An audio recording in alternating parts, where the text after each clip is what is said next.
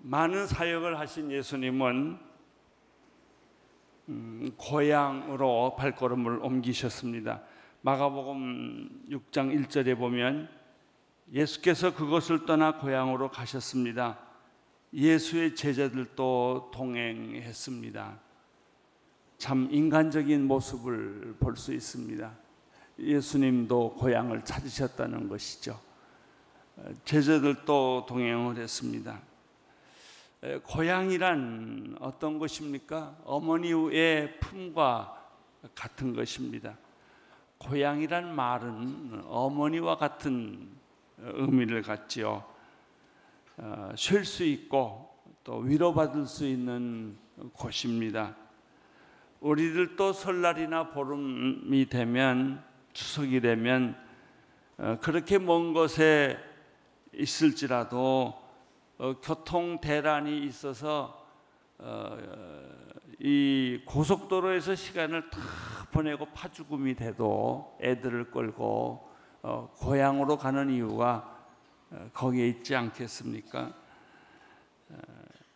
고향은 뿌리와 같지요. 부모님이 계시고 선조들의 묘가 있는 곳입니다. 타향살이가 고달플 때 사람들의 마음에는 언제나 고향에 대한 그리움, 어린 시절에 대한 그리움이 있습니다.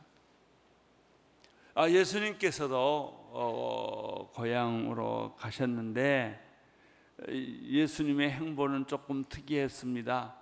고향에 가셔서도 먼저 찾은 것은 회당이었습니다. 회당에 가셔서 하나님의 말씀을 가르치신 것입니다. 마가복음 6장 2절을 같이 읽겠습니다. 시작. 안식일이 되자 예수께서는 회당에서 말씀을 가르치기 시작하셨습니다. 많은 사람들이 그분의 말씀을 듣고 놀라며 물었습니다. 저 사람이 이런 것들을 어디서 배웠는가? 저런 지혜를 도대체 어디서 받았는가? 기적까지 일으키고 있지 않는가? 고향에서 예수를 예수의 활동을 본 사람들은 깜짝 놀랐습니다. 옛날에 자기들이 알고 있었던 예수가 아니었기 때문에 그렇습니다. 세 가지 때문에 놀랐어요. 예수님의 가르치시는 것을 보고 굉장히 놀랐습니다. 어떻게 저렇게 가르칠 수가 있을까? 예수님은 기적을 행할 때나 가르치실 때나 많은 사람이 놀란 것은요, 보통 사람과 같지 않았기 때문이에요. 그 가르치심이 특이하다기보다는 그 가르치심의 모습이 우리가 상상할 수 없는 어떤 영적 권위가 있었다는 얘기예요. 그럴 수밖에 없는 것이 예수님은 그 최초로 하나님이 창조하신 모습 그대로 오셨기 때문에 그래요. 우리는 이미 죄를 지은 모습이에요. 그러나 예수님은 죄를 짓지 않으신 그 천진난만한 무고한 모습이 그 속에 있지요. 둘째, 사람들이 놀란 것은 아니 예수가 우리가 많이 아는데, 그 사람 공부한 것 배운 것 다 잘 아는데 어디서 배웠지? 도대체 예수님이 가르치시는 저 지혜는 어디서 온 것이지? 세 번째, 아니 저 기적은 어떻게 설명할 수 있다는 말인가? 동네 사람들, 예수와 같이 자랐던 사람들은 그런 질문을 했습니다. 3절을 보시면 이렇게 말하고 있지요. 저 사람은 한낱 목수가 아닌가? 마리아의 아들이고 야고보, 요셉, 유다, 시몬과 형제가 아닌가? 그 너희들도 여기 우리와 함께 있지 않은가? 그러면서 사람들은 예수를 배척했습니다. 고향 사람들이 알고 있었던 예수는 다음과 같습니다. 직업은 목수였고, 어머니는 마리아였고, 형제들은 야고보, 요세, 유다, 시몬이었고, 누이는 우리와 함께 있는 사람이었다는 것이죠. 그것은 분명히 사실입니다.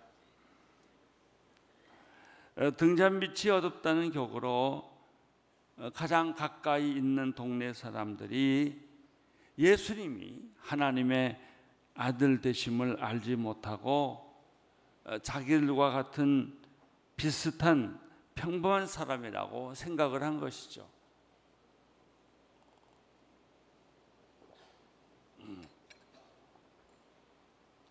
사람은 누구든지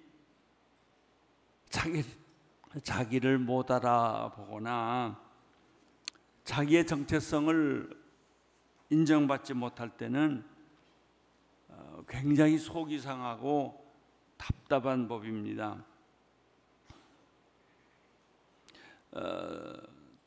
또 사람들은 일반적으로 사람에 대해서 과거의 선입감을 벗지 못하죠. 그 사람이 얼마나 변했는지, 그 사람이 얼마나 새 사람이 됐는지는 보지를 않습니다. 내가 저 사람 잘 아는 사람인데, 저 학교 다닐 때 꼴찌였는데, 저 망나니였는데, 그런데 어느 날 그 사람이 변신해서 태어났다면 잘 인정하려고 하지 않지요. 예수님은 동네 사람들의 이러한 반응에 대해서 어떻게 생각을 했을까요? 4절에 이렇게 예수님의 반응이 나타납니다. 예수께서 말씀하셨습니다.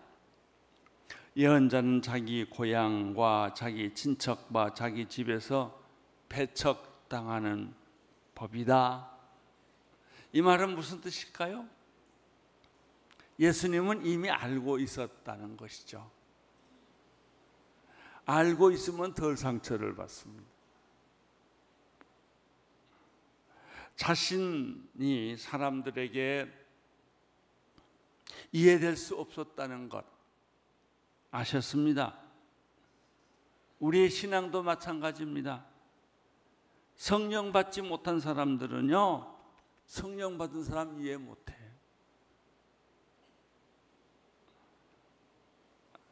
어느 날 어떤 사람이 눈물을 흘리면서 성령님을 체험해요.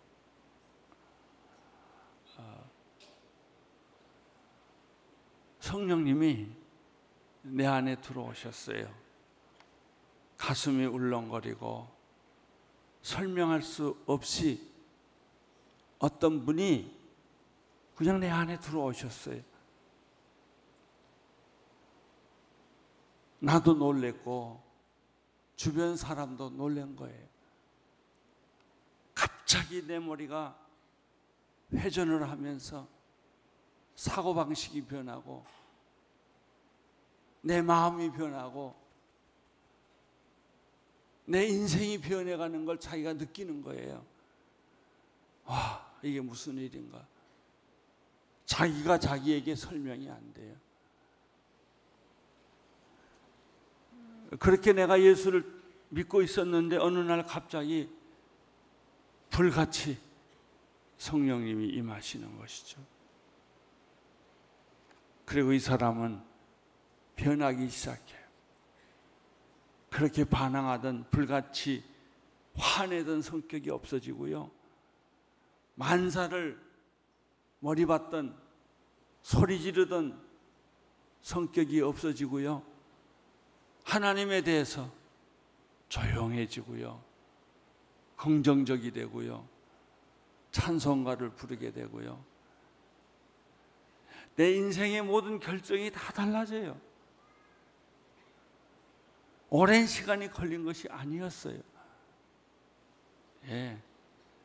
나는 여러분들에게도 이런 성령의 큰 영적 경험이 있기를 바랍니다. 오늘이나 내일이나 그냥 그저 그렇게 살지 마세요. 내가 알고 있는 존경하는 한 목사님은 영국에서 13년 동안 목회를 했는데, 이분은 설교도 잘하시고, 영국 분이세요. 설교도 잘하시고 목회도 잘하시고, 또 그 부인은 의사시고 지성인 가운데 한 분이세요. 어느 날 그는 자기 서재에 앉았어요. 설교 준비하기 위해서 펜을 들었어요. 그날따라 이 사람은 갑자기 이상한 전율에 사로잡혔어요. 기도하고 설교를 준비하려고 하니까 누군가 자기를 찾아오신 거예요. 처음으로. 이게 뭔가. 그리고 설교 준비를 하는데 견딜 수가 없는 거예요. 가슴이 울렁거리고 글을 쓸 수가 없는 거예요. 그래서 갑자기 눈물이 나는 거예요. 눈물이 나고 말씀에 감동이 오고 또 눈물이 나고, 아이 내가 왜 이러지 하는데 성령께서 역사하는 거예요. 그날 오늘 하루 종일 그 사람은 성령에 취해서 해석을 할 수가 없기 때문에 어쩔 줄을 몰랐어요. 그 다음 주일부터 이 사람이 설교를 하는데 불을 쏟는 거예요. 설교하면 설교 듣다 도중에 귀신이 나가니까 쓰러져 버려요. 그 교회가 발칵 뒤집혀요. 그런 일이 있었어요. 한 목사가 성령 받을 때 이런 일이 있는 것처럼 한 평신도가 성령을 받을 때 집안이 발칵 뒤집혀요. 그렇게 싸늘하던 집안이 평화가 오고, 그렇게 구타하던 부인을 미안하게 생각하고 사람이 변한 거예요. 그걸 누가 이해하겠어요? 그걸 어떻게 설명을 하겠어요? 성령 받은 사람만이 성령을 받은 사람을 아는 것이죠. 은혜 받은 사람만이 은혜 받은 사람을 아는 것이죠. 사람들은 예수님을 알아보지 못했어요.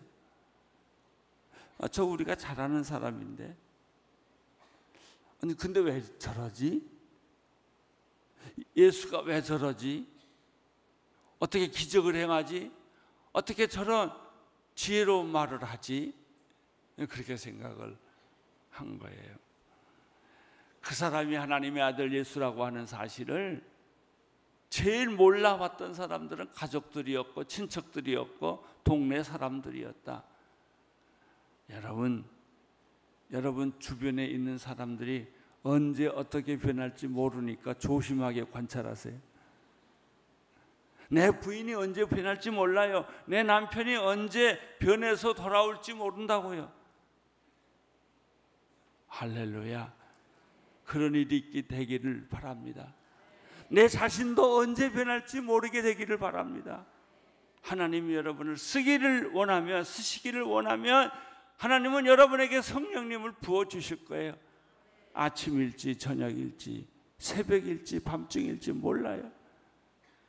여러분 잠을 자다가 왜 깨우는지 아세요? 하나님이 깨우시는 거예요. 이 얘기 좀 하자고. 하나님은 여러분을 지금도 기억하고 계시고 밤중에도 기억하고 계시고, 여러분의 위기 속에서도 하나님은 기억하고 계시는 것이죠.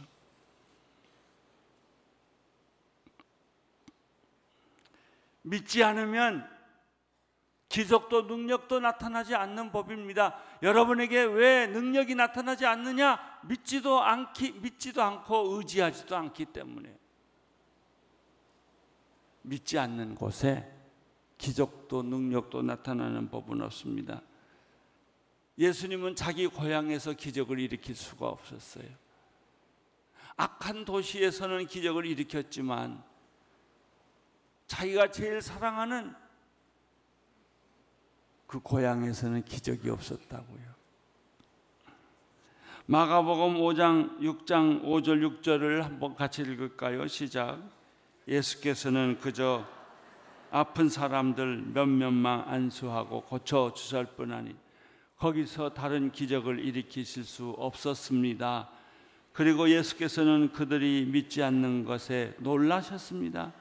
그 후 예수께서 여러 마을에 두루 다니시며 말씀을 전하셨습니다.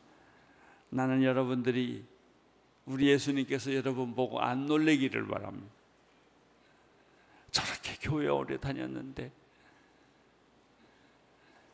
저렇게 잘생겼는데, 그럴듯하게 생겼는데 들어가 보니까 믿음이 꽝이에요.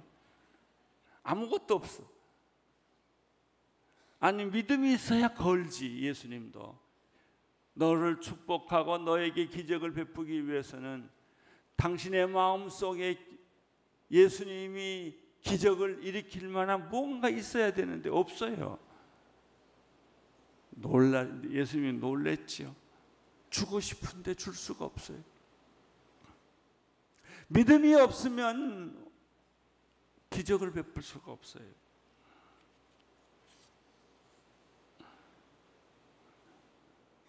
불신앙은 최소한의 기적만을 만듭니다.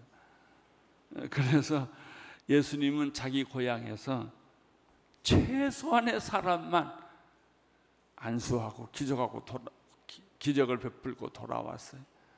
얼마나 불행한 일이에요. 사도 바울이 자기 민족만큼은 전도하고 싶었는데 예수를 전하니까 사도 바울에게 준 대가는 돌무덤이었어요. 돌을 던지고 죽이려고 했어요. 받지 않았어요. 받지 않는데 어떻게 줍니까? 사랑을 받지 않는데 사랑을 어떻게 줘요? 사랑을 받아야 주죠. 고향 사람들은 예수님의 말씀을 받지 않고 거절하고 배척했단 말이죠. 여러분은 그러지 마세요. 예수님이 가까이 오시면 환영하세요. 성령님이 오시면 받아들이세요. 그게 낮일지 밤일지 몰라요. 나이와 상관없어요. 어느 날 성령님이 여러분의 인생에 찾아올 것입니다. 껍질을 벗기고 찾아와서 여러분 안에 주인이 되실 거예요.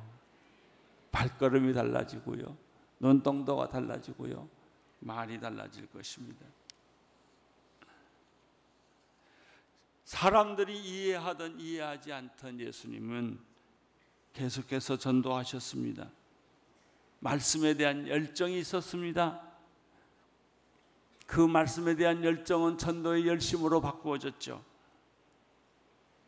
7절부터 12절까지 말씀을 계속 함께 읽겠습니다. 시작. 예수께서는 12 제자를 불러 둘씩 짝지어 보내시며 더러운 귀신을 제어할 권세를 주셨습니다. 그리고 이렇게 당부하셨습니다. 여행길에 지팡이 외에는 아무것도 가져가지 말라. 먹을 것이나 자루도 챙기지 말고 전대에 돈도 넣어 가지 말라. 신발만 신고 옷도 2벌씩 가져가지 말라. 어느 집에 들어가든지 그 마을을 떠나기 전까지는 그 집에 머물라. 어느 집에든지 너희를 반기지 않거든 그 너희 말에 귀 기울이지 않으면 떠나면서 경고의 표시로 발에 묻은 먼지를 떨어버려라. 제자들이 나가서 사람들에게 회개하라고 전파했습니다.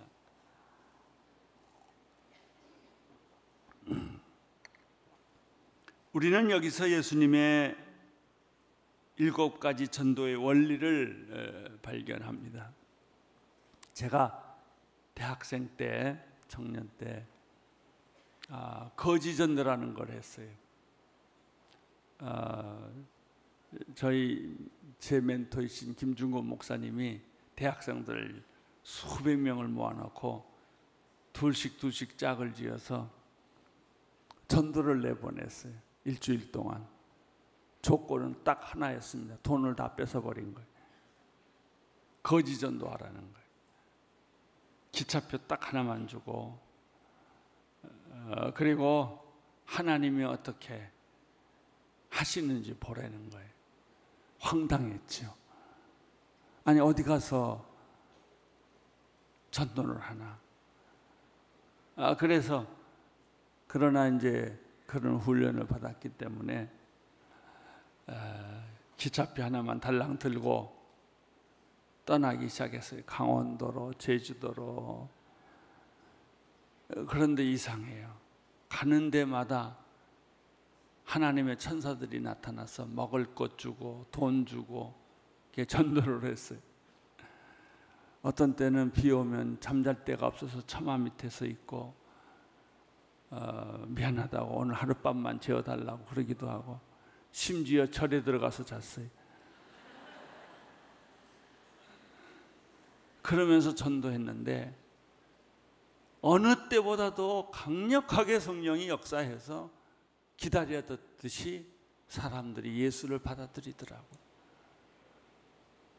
놀랐어요. 그런 경험을 한번 하고 나니까 막 힘이 생기는 거예요. 그래서 이것을 적용해서 선교지에 가서도 그런 훈련을 해요.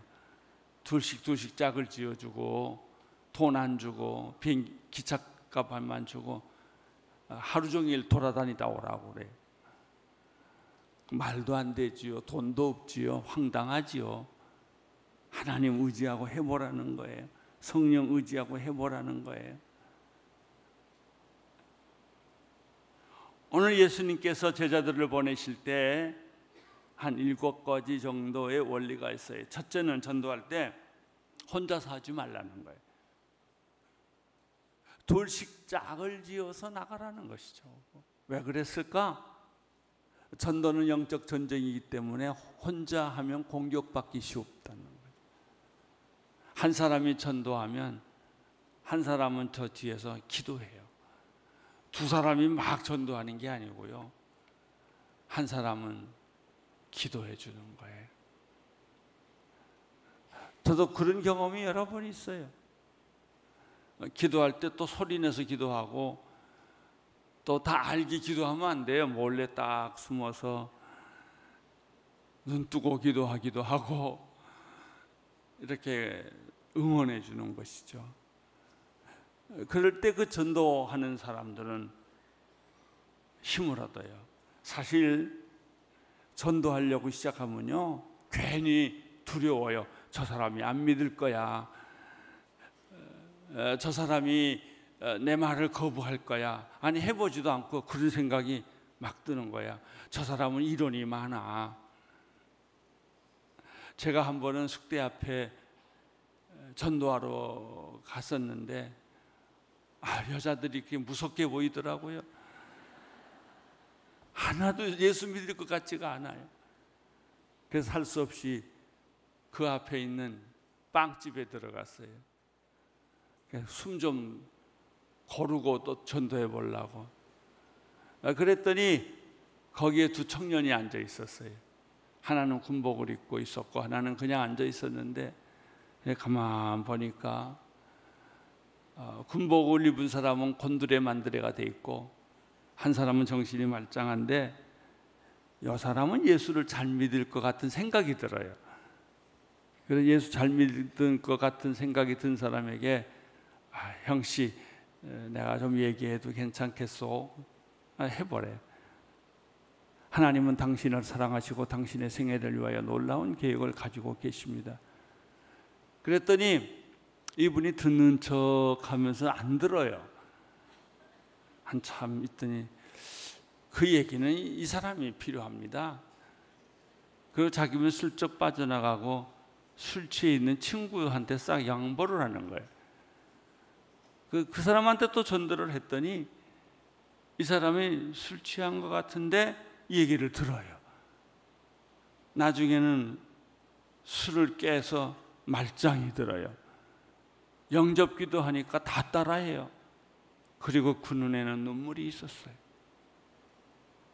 사실 나는 교회를 다닌 사람이었는데 요즘은 군대 가서 교회를 안 다닙니다. 오늘 내가 당신의 전도를 받고 군대를 다시 들어가면 교회를 다니겠습니다. 그리고 저는 그 빵집을 나왔어요. 이 전도할 때는 둘씩 짝을 지어가는 것이 참 중요합니다. 예수님께서 그래서 그렇게 말씀하셨죠. 7절에 보면 두 번째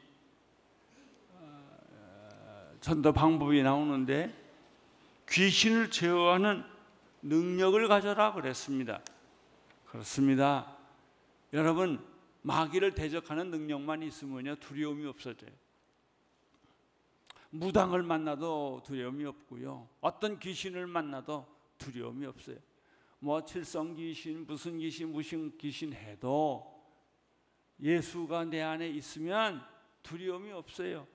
아니, 귀신이 떨어야지 내가 떨릴 이유가 어디 있어요? 사랑하는 성도 여러분, 귀신을 제어할 수 있는 능력이 여러분에게 있게 되기를 축원합니다. 예수님께서 제자들에게 이 능력을 주시겠다고 약속했습니다. 여러분은 귀신 쫓을 능력이 있습니다. 쓰지 않아서 그렇지. 가서 당장 쓰세요. 악한 귀신아 떠나갈지어다, 그렇게 명령을 내리세요. 세 번째 보면 8절에 돈을 의지해서 전도하지 말라. 전도는 돈으로 하는 거 아니다 말이죠. 지팡이 하나면 된다. 먹을 것이나 자루나 전대에 돈을 가져가지 말라는 뜻은 뭐예요? 하나님 의지하고 돈을 의지하지 말고 전도해라. 전도는 성령님이 하시는 것이지 내 지위나 내 인격으로 하는 거 아니다. 내 지위나 내 능력으로 하는 것이 아니다. 신발만 신고 옷도 2벌 가지고 가지 말아라 라는 뜻도 똑같아요. 하나님 의지하고 전도해라. 여러분, 실력 없는 사람이 자꾸 사람들 끌고 다니고요, 돈 많이 가지고 다니고요, 명함 툭툭하게 가지고 다녀요. 여러분 얼굴이 여러분의 명함이 되어야 돼요. 여러분의 인격이 여러분의 명함이 되어야 돼요. 다섯 번째는 어느 집에 가든지 한 곳에 머물라. 왔다 갔다 하지 말라 이거예요. 환영하지 않으면 그냥 떠나라. 일곱 번째는 전도의 핵심 메시지는 회개하라 하는 거. 그거 가르치라는 거, 회개하라는 거. 예수님은 직접 수많은 사람들의 사로잡고 있는 귀신 들린 사람들과 병든 사는 사람들을 고쳐주셨습니다. 13절 같이 읽겠습니다. 시작. 그들은 많은 귀신을 쫓아내고 수많은 환자들에게 기름을 부어 병을 고쳐주셨습니다. 예수님께서 복음을 전하실 때 항상 따라다녔던 두 가지 사실, 귀신 쫓고 병 고쳤다는 거예요. 그런데 오늘날 현대교회는 귀신 쫓고 병 고치는 일이 점점 없어져요. 점점 냉랭한 교회가 되고 회의하는 교회가 되고 연설하는 교회가 되고 말았어요. 아무 능력이 없어요. 예수님 당시에는 내게 은과 금은 없어도 내게 있는 것으로 내게 주노니 나사렛 예수 그리스도의 이름으로 걸으라 하는 능력이 있었지만, 현대교회는 내게 은과 금은 있다, 건물도 있다, 사람도 있다, 그러나 능력이 없다. 우리에게는 능력이 없어요. 영적 능력이 없어요. 나는 우리 성도님들이 영적 능력으로 충만하기를 바랍니다. 이 문제에 대해서 현대교회가 가지고 있는 두 가지 문제가 있습니다. 첫째는 너무 지나치게 귀신 쫓고 너무 지나치게 병만 고치려는 교회입니다. 위험합니다. 어떤 교회는 귀신 쫓기로 유명한 교회가 있어요. 그 교회만 가면 귀신 잘 쫓는다더라. 그 교회만 가면 병 잘 고친다더라. 여러분, 예수 전하는 게 우리의 전공이지 귀신 쫓는 게 전공은 아니에요. 예수 믿으니까 귀신도 나가고 예수 믿으니까 병도 고치는 것이지, 귀신 쫓고 병 고치는 것만이 목적으로 하면 안 된단 말이죠. 조심하세요. 그걸 너무 지나치게 강조하면 교회가 병들게 돼요. 교회가 극단으로 간단 말이죠. 예언을 성경이 무시하지 말라고 그랬어요. 그러나 예언만 하면 큰 사고 나요. 우리 교인들은 그 사고 나는데 옆에 가지 마세요. 귀신만 쫓는데 조심하세요. 병만 고치는 거 조심하세요. 그것이 복음의 전부가 아니란 말이죠. 두 번째 현대교회의 병이 하나 있어요. 그것은 뭐냐면 지나치게 귀신 쫓고 병 고치는 것을 무시하는 사람들이에요. 그런 건 없다. 뭐 귀신 쫓고 병 고치는 게 무슨 교회냐? 교회는 구제하고 봉사하고 사회 참여하고 착한 일을 하고 남을 도와주는 것이 교회지, 그런 일을 왜 하냐? 라고 생각하는 교회들이에요. 아주 더 위험한 교회예요. 그러면 교회가 무엇 때문에 존재하는 거예요? 무엇 때문에? 그러면 교회가 학교나 병원과 다른 게 뭐가 있어요? 교회는 교회예요. 결론이 있어요. 복음의 능력을 무시하지 않으면서 동시에 지나치게 한쪽으로 치우치지 않는 것입니다. 오직 하나님께 영광을 돌리면서 주께 찬양과 영광을 돌리는 교회예요. 여러분, 귀신 쫓는 것도 인정하시고 병 고치는 것도 인정하시지만은,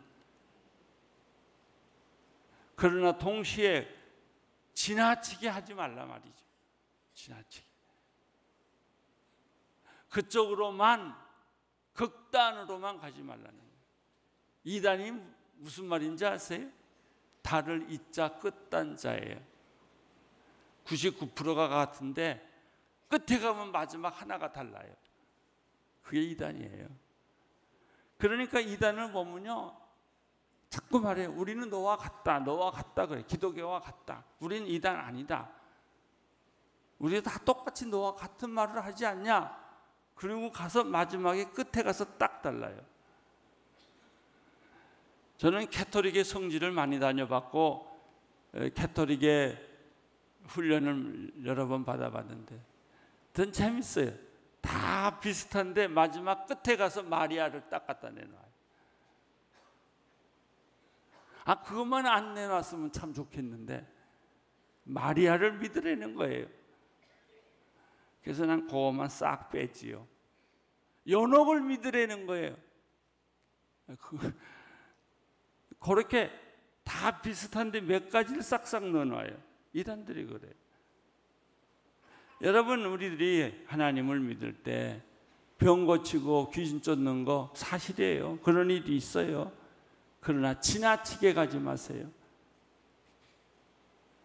신앙의 인격과 사랑을 강조하세요. 인격을 잊지 마세요. 균형을 잊지 마세요. 사랑을 잃지 마세요. 여러분은 건강한 능력 있는 하나님이 기뻐하는 성도들이 될 줄로 믿습니다. 아멘.